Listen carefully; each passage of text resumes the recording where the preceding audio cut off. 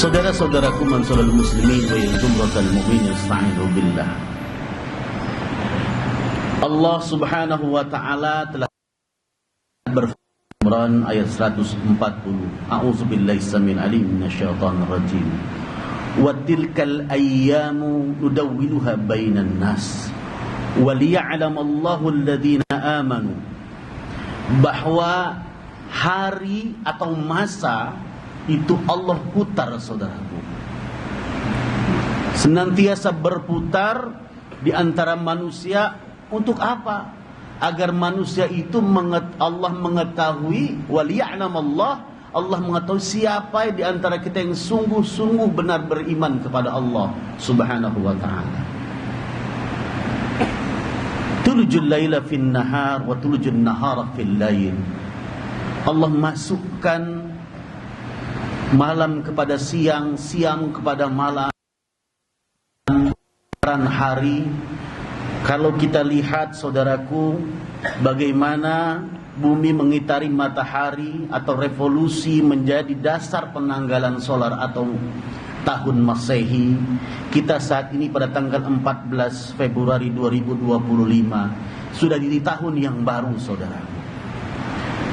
Kalau berdasarkan perhitungan perputaran bulan atau qamar mengelilingi bumi, kita kenal dengan penanggalan qamariyah atau hijriyah. Pada saat ini kita tepat berada di tanggal 15 bulan Sya'ban 1446 hijriyah.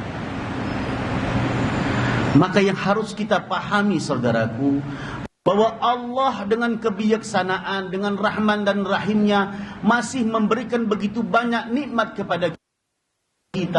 Umur yang panjang, keimanan kepada Allah, ketakwaan kepada Allah Subhanahu wa ta'ala. Buktinya adalah ketika Allah perintahkan bagi orang yang beriman, ketika sudah berkumandang azan menandakan masuk waktu zuhur untuk salat Jumat, maka fas'au ila zikrillah wa dharul bai'. Kita segera menghadap Allah, datang ke rumah Allah, mengingat Allah, dan kemudian kita tinggalkan semua transaksi ekonomi, semua duniawi pada hari ini. Saudara-saudaraku mansurul muslimin wa jumratan nasta'inu billah.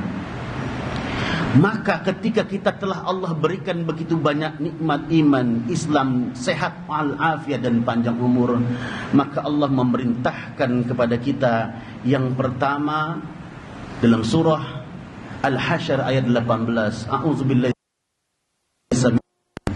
ya ayyuhallazina amanu taqullaha wal tanzur nafsun ma qaddamat lighad wattaqullaha innallaha khabirum bima ta'malun.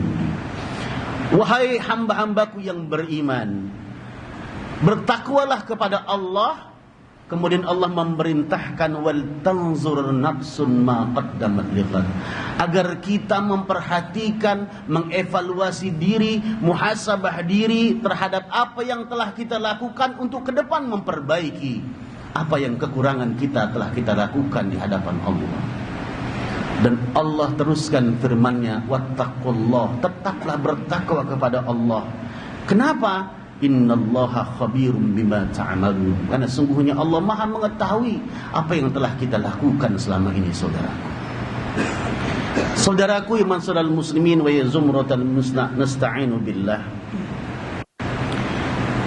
Mari kita introspeksi diri kita, muhasabah diri kita. Hidup ini penuh dengan ujian yang Allah berikan kepada kita. Dalam surah Al-Anbiya ayat 35 Allah menyatakan secara tegas, wa nabluukum bisyarri wal khairi fitnatan. Sesungguhnya kami akan menguji kalian dengan ujian bisyarri yang menyakitkan, menyedihkan, memilukan, tapi juga Allah akan ini dengan ujian yang menyenangkan, membahagiakan, menggembirakan dan lain sebagainya.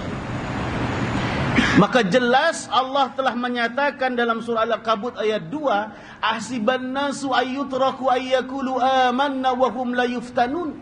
Apakah mereka mengira manusia cukup mengatakan kami beriman kepada Allah sementara tidak diuji oleh Allah Subhanahu wa taala? Alif istifham, kalimat interrogatif. Firman Allah ini sesungguhnya Allah ingin menegaskan bagi orang yang beriman pasti akan diuji oleh Allah Subhanahu wa taala. Inna asyadal bala'al anbiya. Dan tinggi sedahsyat-dahsyatnya ujian Allah berikan kepada strata tertinggi iman seseorang, yaitu para nabi dan rasul. Saudaraku, bulan kemarin, bulan Rajab adalah terkenal dengan Amul Khazni, tahun kesedihan. Rasulullah diuji dengan kematian istri tercinta Khadijah Al-Kubra, paman Abu Talib yang senantiasa menjadi penyemangat dan membela ketika berdakwah. Nabi Muhammad SAW sedih pada bulan Rajab, tapi Allah hibur beliau, Allah Isra dan Mi'rajkan beliau dengan kesabaran beliau. Bahkan endingnya beliau bisa berjumpa dengan Allah dan langsung mendapatkan perintah salat 5 waktu dalam sehari semalam.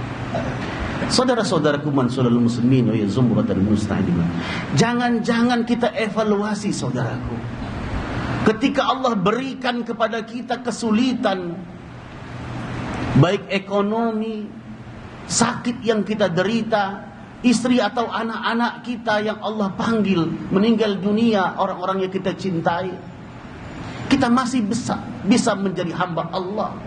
Kita terus bersujud kepada Allah, kita tahajud, ahli masjid, senantiasa ke masjid kita berdoa kepada Allah agar kita diangkat semua bala bencana, musibah dan lain sebagainya. Tapi kita lupa kadang-kadang ujian Allah berikan jabatan yang kita miliki, menzolimi anak buah kita, teman-teman kita, atau kita bawahan kita memfitnah atasan kita, menyikut, menggeser, menginjak dan lain sebagainya. Hati-hati saudaraku, sebelum ajal menjemput kita, maka walaupun kita ahli ibadah, kalau masih memiliki dosa antar sesama manusia, masih haram kita memasuki surganya Allah Subhanahu wa taala. Saudara-saudaraku mansurul muslimin rahimakumullah, maka pada bulan Sya'ban ini, saudaraku, di mana Rasul menyatakan, ketika Rasulullah SAW ditanya mengapa Rasulullah paling banyak berpuasa pada bulan Sya'ban dibanding bulan-bulan yang lain kecuali bulan suci Ramadan 1 bulan penuh, maka Rasulullah menyatakan, karena pada bulan Sya'ban turfa'ul amal ila rabbil alamin, semua amal ibadah kita manusia diangkat, kehariban Allah diperlihatkan kepada Allah Subhanahu wa taala pada bulan Sya'ban, saudara. Fa uhibbu ayyurfa'a amali wa ana sha'im. Dan aku menginginkan, kata Rasulullah, ketika Allah melihat amal ibadahku diantar oleh para malaikat Allah, dan Allah mengetahui pada saat itu aku sedang berpuasa, saudara. Padahal Rasulullah adalah orang yang steril dari dosa, maksum, dan pasti masuk surga tanpa hisab, dan satu-satunya hamba Allah, Nabi Allah, yang mampu memberikan syafaatul uzma, garansi kepada umatnya untuk masuk di surganya Allah Subhanahu wa ta'ala.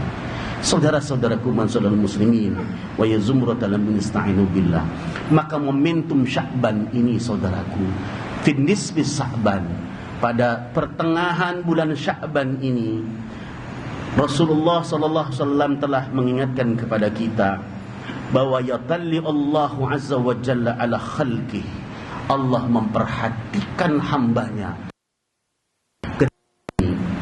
Lailatan nisfi min Sya'ban, pada pertengahan malam nisfu Sya'ban. Untuk apa? Maka Allah telah memberikan fasilitas kepada manusia kita semua, fayaghfiru li jami'il khalqihi. Allah senantiasa akan memaafkan semua noda dan dosa kita yang telah lalu, saudaraku, illa kecuali mereka lil musyrik, orang yang menyekutukan Allah, syirik kepada Allah. Yang kedua adalah al musyahin, orang yang senantiasa bermusuhan, riba, namimah, menjelekkan saudaranya, membuat hoax, membuli saudaranya, menyakiti saudara. Ingat pesan Rasulullah, ada manusia pada hari kiamat nanti muflis, orang yang tidak memiliki apapun, bangkrut, saudaraku, amal ibadahnya habis, tinggal dosa-dosanya saja. Karena apa? Karena dia zalim kepada saudara-saudaranya. Inna in kana lahu amalun salih, orang yang zalim kepada saudaranya di hari kiamat memiliki pahala yang banyak dari amal ibadahnya, amal salehnya. maka ukhiza minhu biqadri mazlumati, diambil amal ibadah orang yang zalim tadi, kemudian fahumila ilahi, ukhiza ilahi, dikasih kepada saudara-saudara yang ia sakiti tadi, yang ia zalimi. Wa illam yakun lahu hasanat, ketika sudah tidak ada lagi semua amal ibadahnya pada hari kiamat, habis saudaraku, maka saudaranya yang dizolimi, yang disakiti tadi, yang difitnah, diinjak, disikut demi jabatan, demi mencari muka kepada atasan, maka Rasul nyatakan kalau sudah enggak ada lagi amal ibadah, ukhiza min sayyiati sahibihi, diambil orang yang disakiti tadi, yang dizolimi, dosa-dosanya diambil oleh Allah Subhanahu wa taala, fahumila alaihi, diberikan kepada siapa? Kepada orang yang menyakiti saudaranya. Na'udzubillah min dzalik, summa na'udzubillah. Semoga kita semua terhindar dari hal tersebut. Semoga Allah Subhanahu wa taala senantiasa melindungi kita, dan Allah Subhanahu wa taala mengampuni noda dan dosa kita kepada Allah, dan Allah mengizinkan kita untuk saling memaafkan satu sama lain.